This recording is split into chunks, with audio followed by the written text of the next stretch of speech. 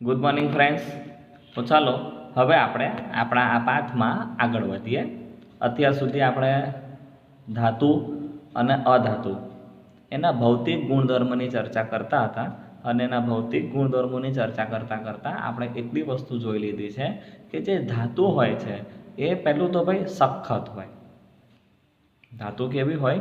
સખત હોય. બીજું, ધાતુ ચમકદાર હોય. ત્રીજું, ધાતુ જે છે એની પાસે ટીપાઉપણાનો ગુણધર્મ હોય છે. જ્યારે આપણે અધાતુની વાત કરીએ તો અધાતુ નરમ હોય, ચમકદાર નહીં હોય અને એનામાં ટીપાઉપણાનો ગુણ હોતો નથી. ટીપાઉપણાનો ગુણ વિદ્યાર્થી મિત્રો આપણે ગઈકાલના વિડીયોમાં જોઈ ગયા, અને આગળનો જે વિડીયો છે અને આગળનો જે પાર્ટ છે એમાં જોઈ ગયા કે એક તમને ફોટો બતાવો ને તમને ખ્યાલ આવી જશે. જોઈ શકો છો તમે સ્ક્રીનની ઉપર ફોટો કે લોખંડની ખીલી, કોલસાનો ટુકડો, એલ્યુમિનિયમનો જાડો વાયર લીધેલો, પેન્સિલની અણી લીધેલી. યાદ કરો, એને આપણે લોખંડની હથોડી વડે ટીપેલી. બરાબર ને? તો જે વસ્તુ સપાટ થાય, જે વસ્તુને ટીપવાથી એ સપાટ પતરું બની જતું હોય એનું, બરાબર ને, તો આપણે એને ધાતુ કહીએ છીએ. અને જે વસ્તુને ટીપવાથી, જે પદાર્થને ટીપવાથી આ ટુકડા થઈ જાય છે, એનો ભૂકો થઈ જાય છે, તો આપણે એને અધાતુ કહીએ છીએ. બરાબર ને વિદ્યાર્થી મિત્રો? ચલો આગળ વધીએ. હવે આજે આપણે આપણા આ વિડીયોમાં ધાતુ અને અધાતુ એના ભૌતિક ગુણધર્મને આગળ વધારીએ. બીજા કયા ભૌતિક ગુણધર્મ છે એ જોઈએ. ચાલો સાંભળજો. શું કહે છે કે શું તમે ધાતુના ગરમ તવાને પ્લાસ્ટિક કે લાકડાના હેન્ડલ વિના દાઝ્યા વગર પકડી શકશો? શું પ્રશ્ન પૂછે છે તે તમે જુઓ કે તમારી પાસે સમજો કે ભાઈ ધાતુનું એક વાસણ છે, મતલબ કે તપેલી છે. પણ તમને સમજ હોય તો તપેલીને કોઈ પણ પ્રકારનું હેન્ડલ હોતું નથી, બરાબર ને? તો હવે સવાલ એમાં આવે છે કે ભાઈ ગરમ હોય, આપણે રાંધવા અંદર કંઈ મૂકેલું હોય, શાકભાજી કે કંઈ પણ દાળ ભાત કંઈ પણ અંદર મૂકેલા હોય રાંધવા માટે, અને તપેલી ગરમ હોય તો કોઈ પણ પ્રકારનું એને હેન્ડલ નહીં લાગેલું હોય તો તમે દાઝ્યા વગર પકડી શકો ખરા એને? આપણે કહીશું કે ના. તો આ વસ્તુ શું સૂચન કરે છે તે ખાસ સમજવાની જરૂર છે કે જે મારી પાસે ધાતુનું કોઈ પણ વાસણ હોય, ધાતુ મતલબ કે સોનું, ચાંદી, એલ્યુમિનિયમ, પિત્તળ એટલે કે કોપર, તાંબુ, બરાબર છે, તો ધાતુમાંથી બનાવેલું જે કોઈ વાસણ હશે, ઓકે, તો એને હું ગરમ કરીશ. તો ગરમ કરવાથી શું થશે? તમને એકદમ આરામથી આઈડિયા લગાવી શકતા હશો કે ગરમ થશે, મતલબ કે એ ઉષ્માનું વહન કરે છે. હવે સાંભળજો, હવે આવી ધાતુની જે વાસણ, આવું ધાતુનું વાસણ હોય ને, એને દાઝ્યા વગર પકડવું હોય ને, તો તમે જોયા હશે કે ઘણા બધા વાસણોમાં હેન્ડલ હોય, અને હેન્ડલ પ્લાસ્ટિકના હોય કાં તો લાકડાના હોય. કોઈ ફ્રાય પેન હોય કે પીઝા પેન હોય તો એનું હેન્ડલ હોય ને પકડવાનું. તમે ચેક કર્યું જ હશે કે પ્લાસ્ટિક કે લાકડાનું જ હોય. ગરમ હોય તો તમે પ્લાસ્ટિક કે લાકડાના હેન્ડલથી તમે એને પકડશો, તમે દાઝશો નહીં. આ વસ્તુ શું સૂચવે છે? તો ભાઈ વિદ્યાર્થી મિત્રો, આ વસ્તુ સૂચવે છે કે પ્લાસ્ટિક કે લાકડું કે જે અધાતુ છે તો એમાં ક્યારેય પણ ઉષ્માનું વહન થતું નથી. ધાતુ હોય તો ગરમ થઈ જાય, ઉષ્મા આપીએ તો. અધાતુ ગરમ નથી થતી, એટલે તો આપણે એને પકડી શકીએ છીએ. તો વિદ્યાર્થી મિત્રો, ખાલી આટલી જ આ પ્રવૃત્તિ પરથી, આટલી બે લાઈન પરથી જ આપને આઈડિયા આવી શકે કે હવે આ લોકો આગળ કઈ રીતે આપણે સમજાવવાના છે અને શું વસ્તુ સમજાવવાના છે, બરાબર ને? આપણે એવું સમજાવશે કે ધાતુ ઉષ્માનું વહન કરે છે, અધાતુ ઉષ્માનું વહન કરતું નથી. હજુ આપણે વધીએ આગળ. સાંભળજો શું કહે છે કે બીજા, આગળ આપણે વાંચીએ છીએ, બીજા થોડા અનુભવોની યાદી તૈયાર કરો. ભાઈ બીજું પણ એક ગુણધર્મની હવે આપણે હિન્ટ આપે છે, બરાબર સમજો, બરાબર વાંચું છું, સાંભળતા રહેજો. શું કીધું છે કે જેમ લાકડા કે પ્લાસ્ટિકના હેન્ડલને લીધે તમે તમારી જાતને ગરમ વસ્તુઓથી બચાવી શક્યા હોય. ભાઈ એવી કોઈ વસ્તુ છે કે જેમાં તમે લાકડા કે પ્લાસ્ટિકના હેન્ડલને લીધે તમારી જાતને બતાવી શક્યા ગરમ વસ્તુથી? તો તમને મેં હમણાં નામ આપ્યું કે ભાઈ પીઝા પેન છે કે કોઈ ફ્રાય પેન છે કે ઢોસાની કોઈ પેન છે, તો એને હેન્ડલ હોય, બરાબર ને? તો આપણે એમ કહી શકીએ છીએ કે ભાઈ આ અનુભવોને આધારે તમે લાકડા અને પ્લાસ્ટિકના ઉષ્માના વહન માટે શું કહી શકશો? તો આપણે આરામથી કહી શકીએ કે ભાઈ ઉષ્માનું વહન નથી કરતી આ બે વસ્તુ, લાકડું અને પ્લાસ્ટિક. જ્યારે ધાતુ હોય તો કરે. હજુ આગળ વધીએ, સાંભળજો ભાઈ. તમે ઇલેક્ટ્રિશિયનને સ્ક્રૂ ડ્રાઈવર વાપરતા જોયો હશે. મોટાભાગે એની પાસે સ્ક્રૂ ડ્રાઈવર હોય, ટેસ્ટર પ્રકારનું હોય. કોઈ જગ્યા પર ઇલેક્ટ્રિક સપ્લાય આવે છે કે નથી આવતો, બલ્બ હોય નાનો અમથો સ્ક્રૂ ડ્રાઈવરની અંદર, જેને ટેસ્ટર કહેવાય. કોઈ જગ્યા પર ઇલેક્ટ્રિક સપ્લાય ચાલુ હોય, તમે પેચિયા એટલે કે સ્ક્રૂ ડ્રાઈવરથી તમે એને હાથ લગાવશો તો એમાં અંદર નાનો અમથો બલ્બ સળગી ઉઠશે. એટલે ઇલેક્ટ્રિશિયનને ખબર પડે કે ભાઈ ઉષ્માનું વહન થયું, વિદ્યુતનું વહન થયું. ઇલેક્ટ્રિસિટી વાળું કામ છે ને. તો જો આ પરથી મને એક ગુણધર્મ એવો પણ જાણવા મળશે કે ધાતુ હોય ને, તો સ્ક્રૂ ડ્રાઈવર હોય તો આગળનો ભાગ લોખંડનો. તો ધાતુ હોય તો એમાં તમે સમજી શકતા હશો કે ઇલેક્ટ્રિસિટી એટલે કે વીજળીનું વહન થાય, વિદ્યુત વહન થાય. હવે આ કરંટ ડાયરેક્ટ પહેલાં ઇલેક્ટ્રિશિયનને નહીં લાગી જાય એટલે જે પેલું લોખંડનો આગળનો જે પાનાવાળો ભાગ હોય સ્ક્રૂ ડ્રાઈવરનો, એને પાછળ પ્લાસ્ટિકના હેન્ડલમાં ભેરવી દેવામાં આવે. એટલે આપણે પ્લાસ્ટિકના હેન્ડલથી પેચિયાને એટલે કે સ્ક્રૂ ડ્રાઈવરને પકડીએ તો એ સ્ક્રૂ ડ્રાઈવર જે છે તમે સમજી શકતા હશો કે એને આપણે પ્લાસ્ટિકના હેન્ડલથી પકડીશું તો કરંટ લાગશે નહીં, ભલે ને વિદ્યુતનો પ્રવાહ ચાલુ હોય. મતલબ કે અધાતુ હોય તો અધાતુ ક્યારેય પણ વીજળીનું વહન એટલે કે વિદ્યુત વહન કરતું નથી. ધાતુ હોય તો વિદ્યુત વહન થાય, અધાતુ હોય તો વિદ્યુતનું વહન ન થાય.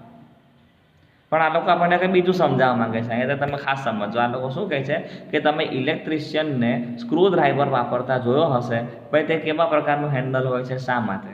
તો ભાઈ આ જ વાત કરે છે આ લોકો પણ કે એને જે હેન્ડલ લગાવેલું છે તે પ્લાસ્ટિકનું છે, અને પ્લાસ્ટિકનું શા માટે છે? તો એનું કારણ કે એને વીજળીનો કરંટ નહીં લાગી જાય એટલા માટે.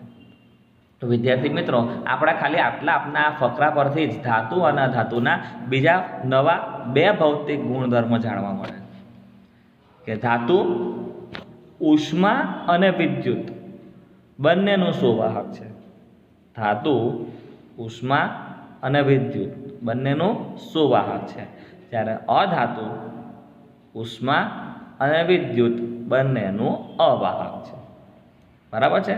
ચાલો હવે આપણે આગળ વધીએ. ચાલો એક પ્રવૃત્તિ આવે છે, પ્રવૃત્તિ નંબર 4.2. એમ કહે છે કે ભાઈ ચાલો શોધી કાઢીએ. શું શોધવાનું છે જરા જોઈ લઈએ. યાદ કરો કે વીજ પરિપથ બનાવીને જે તે વસ્તુમાંથી વીજ પ્રવાહ પસાર થાય છે કે નહીં એની ચકાસણી કઈ રીતે કરતા હતા. ભાઈ ધોરણ નંબર 6માં તમે આ પ્રવૃત્તિ ઘણા પદાર્થો લઈને કરી હતી. હવે ભાઈ તમને પ્રવૃત્તિ યાદ હોય તો ઠીક છે, નહીં યાદ હોય તો જરા ફરીથી એક વખત જોઈ લો. તમે આમ તો આકૃતિ પર નજર દોડાવશો તો તમને ખ્યાલ આવી જશે કે એકદમ સિમ્પલ પ્રવૃત્તિ છે. બરાબર છે? જેમાં તમારે એક આ સેલ લઈ લેવાનો છે, ઓકે. ત્યાંથી તમારે એક વાયર જે છે એ બલ્બના જવા દેવાનો છે, પોઝિટિવ નેગેટિવ જે હોય તે. ત્યાંથી બીજો વાયર બહાર કાઢવાનો, અને આ જે સેલ છે બરાબર છે, ધારો કે આ પોઝિટિવ છેડો હોય, એમ માનો કે આ પ્લસ છે તો આ માઇનસ હોય. બરાબર છે? તો માઇનસમાંથી એક છેડો બહાર કાઢવાનો વાયરનો.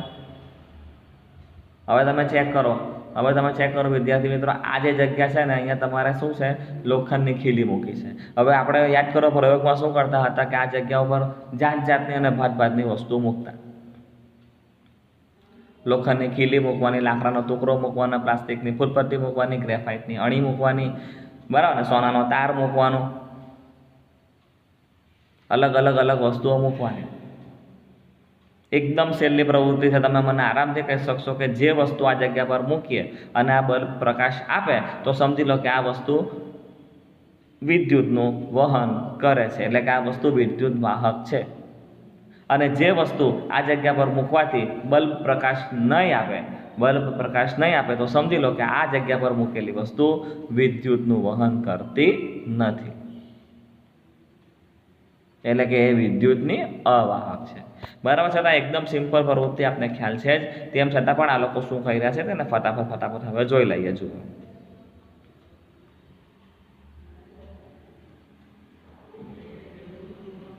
ચલો સમજો શું કહે છે ફરીથી કે પ્રવૃત્તિને કોષ્ટક 4.3માં દર્શાવેલા પદાર્થો લઈ ફરીથી અવલોકન કરો અને આ પદાર્થોને સુવાહક અને અવાહકના જૂથમાં ગોઠવી દેવાના છે. એકદમ આરામથી આપણે કહી શકીએ. બોલો, લોખંડનો સળિયો મૂક્યો હોય તો બલ્બ પ્રકાશ આપે? આપણે કહીશું કે ભાઈ હા, એનો મતલબ એમ કે ભાઈ લોખંડનો સળિયો સુવાહક છે. આ ખાનામાં તમારે સુવાહક લખી દેવાનું. ત્યાર પછી સલ્ફર. ભાઈ સલ્ફર તો અધાતુ છે, મતલબ કે તે વિદ્યુતનું વહન નહીં કરશે, એટલે લખીશું કે ભાઈ અવાહક, બલ્બ પ્રકાશ નહીં આપે. કોલસાનો ટુકડો મૂકી દઉં તો પણ મારો બલ્બ નહીં સળગે, મતલબ કે એને પણ આપણે અવાહક કહીશું. ત્યારે તાંબાનો તારો હોય તો ભાઈ બલ્બ પ્રકાશ આપવાનો જ છે, એટલે એને આપણે વિદ્યુતનું સુવાહક કહીશું. ભાઈ તો તમે ખાસ સમજો, સલ્ફરમાં બલ્બે પ્રકાશ નહીં આપ્યો, કોલસાના ટુકડાએ પણ બલ્બમાં પ્રકાશ ન આપ્યો. મતલબ કે આ બંનેને કહેવાશે અધાતુ. જ્યારે લોખંડનો સળિયો કે ખીલી હતી તો બલ્બ પ્રકાશ આપતો હતો, તાંબાના તારમાં પણ પ્રકાશ આપતો હતો, મતલબ કે એને આપણે કહીશું વિદ્યુતનું સુવાહક, એટલે એ લોકો ધાતુ છે. બોલો બરાબર છે? આ જ વસ્તુ હવે આપણને નીચે રિપીટ સમજાવશે. જુઓ શું કહે છે કે ભાઈ તમે અવલોકન કરશો કે લોખંડનો સળિયો, ખીલી, તાંબાના તાર બધા સુવાહક છે, જ્યારે સલ્ફરનો ટુકડો, કોલસાનો ટુકડો બધે વગેરે અવાહક છે. ઓકે. અરે તો તમારા અનુભવો તથા આ પ્રવૃત્તિ એમ દર્શાવે છે કે ધાતુઓ જે છે એ ઉષ્મા અને વિદ્યુતની સુવાહક છે, એનાથી ઊંધું અધાતુઓ ઉષ્મા અને વિદ્યુતની અવાહક છે. એમ કહે છે કે આ વસ્તુ તો આપણે ધોરણ 6 માં પણ શીખેલા હતા. ચાલો હજુ આપણે આગળ વધીએ, હજુ આપણે નવી વાત કરીએ. શું કહે છે કે તમે એલ્યુમિનિયમ તથા તાંબાના વાયરનો ઉપયોગ ક્યાં કરો છો? ભાઈ વાયરનો ઉપયોગ ક્યાં કરીએ? આપણે આપણા ઘરમાં ઇલેક્ટ્રિક બધું ફિટિંગ કરવાનું, એમાં આપણે યુઝ કરીએ. જો તમને ખ્યાલ હોય ને ભાઈ, તો તમે તાંબાના તાર તો જોયા જ હશે. આપણે આ જે ટ્યુબલાઇટ ચાલે છે, પંખાઓ ચાલે છે, બરાબર છે, પ્લસ આ જે તમારે આ ફોટામાં જે દેખાય છે ઉપર પ્લાસ્ટિકનું પડ હોય, બરાબર છે. પ્લાસ્ટિકનું પડ તમે થોડું કાઢો એટલે અંદરથી તાંબાનો તાર નીકળી આવશે. તાંબાના તારનો કલર પીળાશ પડતો હોય એ પણ તમને ખબર. હવે આ જે એલ્યુમિનિયમ છે ને વિદ્યાર્થી મિત્રો, તો એના પણ વાયર હોય છે. તમે ચેક કરો, ક્યારેક તમે આવા કોઈ ઇલેક્ટ્રિસિટીવાળા તમારી પાસે જે વાયરો હોય ને થોડાક જાડા, તમે એની ઉપરનું પ્લાસ્ટિકનું આવરણ દૂર કરશો ને તો અંદરથી સિલ્વર કલરના પણ વાયર અંદરથી બહાર નીકળશે. તો વિદ્યાર્થી મિત્રો એ જે તાર છે ને તે એલ્યુમિનિયમના હોય. ખ્યાલ આવે છે? પીળાશ પડતા છે તે તાંબાના બનાવેલા છે, અને જે સફેદ એટલે કે સિલ્વર કલર જેવા છે તો ભાઈ એને આપણે કહીશું એ એલ્યુમિનિયમના વાયર છે. તો ભાઈ આપને સવાલ પૂછેલો હતો કે એલ્યુમિનિયમ તથા તાંબાના વાયરનો ઉપયોગ ક્યાં કરી શકો છો? તો ભાઈ તમને મેં જવાબ આપી દીધો. હજુ આપણે આગળ વધીએ. શું તમે ક્યારે કોલસાના વાયર જોયા? બોલો કેવો પ્રશ્ન પૂછે છે કે ભાઈ કોલસાના વાયર. તો ભાઈ કોલસાનો વાયર કઈ રીતે બનાવાય? કોલસાનો ટુકડો હોય, જરાક પણ એના વાયર સ્વરૂપમાં આપણે ખેંચવા જઈએ ભૂકો થઈ જાય, બરાબર ને? ચલો હજુ આપણે આગળ વધીએ. તો અહીંયા લખેલું છે કે ચોક્કસપણે તમે નહીં જ જોયા હોય. વાત સાચી, 100% વાત સાચી. હજુ આપણે વધીએ આગળ. શું કહે છે કે ભાઈ ધાતુના જે ગુણધર્મને લીધે એને ખેંચીને એના તાર બનાવી શકાય છે એને એનું તણાવપણું કે તન્યતા કહેવામાં આવે છે.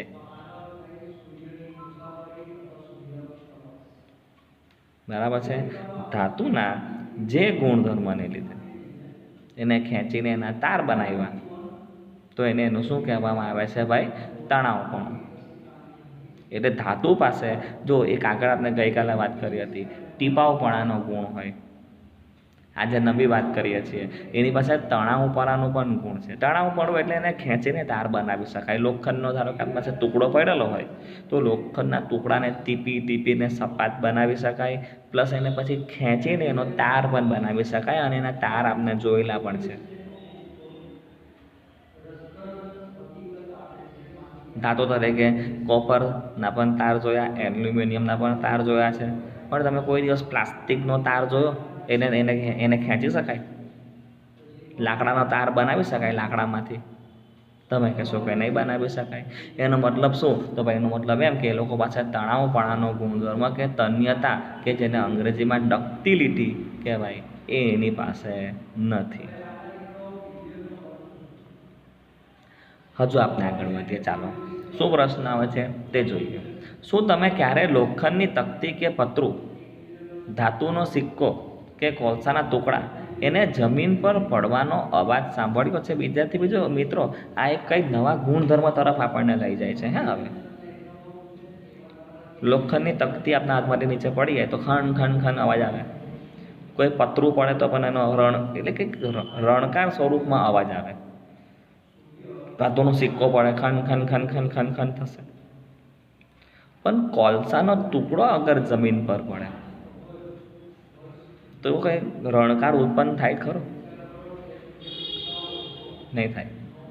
કે ધારો કે લાકડાનો એક ટુકડો અવાજ આવશે, અવાજની વાત નથી કરતો હું. જે રણકો આવે, જેમ કે પેલો આપણા હાથમાં ધાતુનું, સમજો કે ધાતુની એક ડીશ છે, થાળી છે, થાળી હાથમાંથી પડી જાય નીચે તો કેવું ખણ ખણ ખણ ખણ ખણ ખણ ખણ ખણ અવાજ આવે મોટો. તો કોલસામાં એવો રણકો આવે ખરી? એવો સવાલ છે. અવાજ તો આવવાનો જ છે, જમીન પર પડશે એટલે, પણ એ રણકો આવશે ખરી? આપણે કહીશું કે ભાઈ ના, નહીં આવે. તો આટલો જે આપણે આ ફકરો વાંચીએ એની પરથી આપણે એક નવા ગુણધર્મની વાત કરી શકીએ કે ધાતુઓ જે છે એને આપણે અફાડીએ કે પડી જાય તો એને અફાડવાથી રણકો ઉત્પન્ન થાય છે. એટલે કે ધાતુઓ રણકાર ઉત્પન્ન કરે છે. જ્યારે અધાતુ હોય તો ભાઈ અધાતુ ક્યારેય પણ રણકાર આપતી નથી. બરાબર છે. ચલો આપણે આ જગ્યા પર આગળ વધીએ. તો શું કહે છે કે ભાઈ તમે એને જમીન પર પડવાનો અવાજ સાંભળેલો છે? ભાઈ જો ના, તો અત્યારે જ પ્રયત્ન કરો. ચાલો, તમને ઉત્પન્ન થયેલા અવાજમાં કોઈ ફેરફાર નોંધાયો ચેક કરો. તો શું ફેરફાર થાય તમને વાત કરી દીધી. બરાબર છે. હવે આ લોકો શું કહે છે તે જરા વ્યવસ્થિત આપણે એને સમજીએ. ચાલો, જો આ કેવું થઈ ગયું.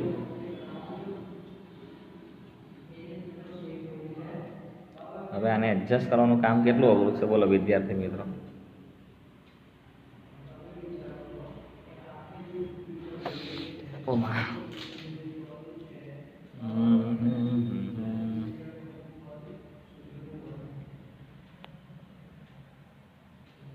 ચલો કંઈ વાંધો નહીં, થોડોક જ વિડીયો આપણે કરાવવાના છે એટલે જરા નજર મારી લો આની ઉપર.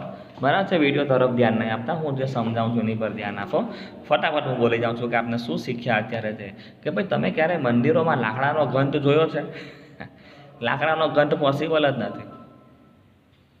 કારણ જણાવી શકશો? કારણ કે આપણે ગમે એટલો અફાડીએ રણકો નહીં આવે. આપણે તો શું ગંધ વાગે તો તન રણકો ઉત્પન્ન થાય. હવે લાકડાનો ગંધ હોય તો તન રણકો ઉત્પન્ન નહીં થાય. એટલે આપણે લાકડાનો ગંધ ક્યારે બનાવતા નથી.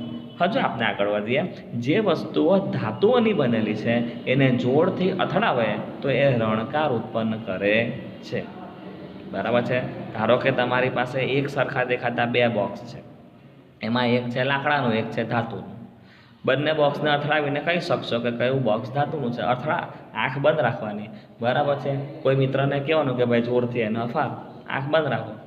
તમે અવાજ પરથી કહી શકશો કે તમારા મિત્રએ ધાતુના બોક્સને અફાડ્યું કે લાકડાના બોક્સને અફાડ્યું.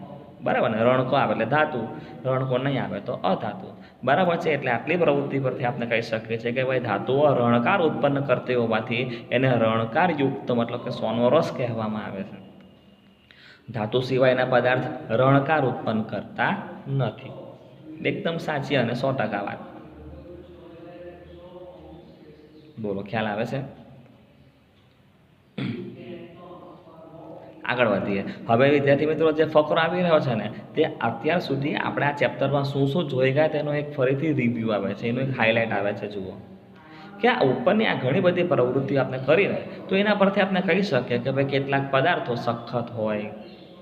ધાતુના ગુણધર્મની વાત ચાલે છે. બરાબર ને? કે ઉપર આટલી બધી પ્રવૃત્તિ કરી એમાંથી આપણે કહી શકીએ કે અમુક પદાર્થ સખત હોય, અમુક ચમકદાર હોય, કોઈ ટીપી શકાય એવા હોય, ખેંચી શકાય એવા હોય. ટીપી શકાય મતલબ કે એમાં ટીપાવપણું હોય, ખેંચી શકાય મતલબ કે એમાં તણાવપણું હોય, કોઈ રણકાર ઉત્પન્ન કરતો હોય છે, ઉષ્માનું વહન કરી શકતો હોય છે, વિદ્યુતનું વહન કરી શકતો હોય છે. તો આ લોકો શું કહે સાંભળજો કે જે પદાર્થોમાં સામાન્ય રીતે આ ગુણધર્મો હોય એવા પદાર્થોને ધાતુ કહેવામાં આવે છે, જેની ચર્ચા તમને લોકોને ક્યારની કરી દીધી કે જે પદાર્થ સખત, ચમકદાર, ટીપી શકાય એવો, ખેંચી શકાય એવો, રણકો આપે એવો, વિદ્યુતનું વહન કરે, ઉષ્માનું વહન કરે તો સમજી લો કે ધાતુ. અમુક ધાતુઓના નામ આપેલા છે જુઓ, લોખંડ, તાંબુ, એલ્યુમિનિયમ, કેલ્શિયમ, મેગ્નેશિયમ, બધી ધાતુઓ છે. હવે એનાથી ઉલટી વાત કરીએ, ભાઈ એનાથી ઉલટું પદાર્થો જેવા કે કોલસો અને સલ્ફર એકદમ નરમ તથા દેખાવે ઝાંખા છે, એટલે એને હથોડીથી થપકારીએ તો એનો ભૂકો થઈ જાય. તેઓમાં રણકાર નથી આવતો, તેઓ રણકો નથી આપતા, ઉષ્મા અને વિદ્યુતના અવાહક છે. એટલે આવા પદાર્થોને આપણે શું કહીએ છીએ ભાઈ? અધાતુ. એમના નામ સલ્ફર, કાર્બન, ઓક્સિજન, ફોસ્ફરસ, આ બધા અધાતુ છે. બરાબર છે વિદ્યાર્થી મિત્રો, આપણે આજના વિડીયોમાં આટલું જોવાના છે. આગળનો જે પાઠ છે નેક્સ્ટ વિડીયોમાં લઈશું.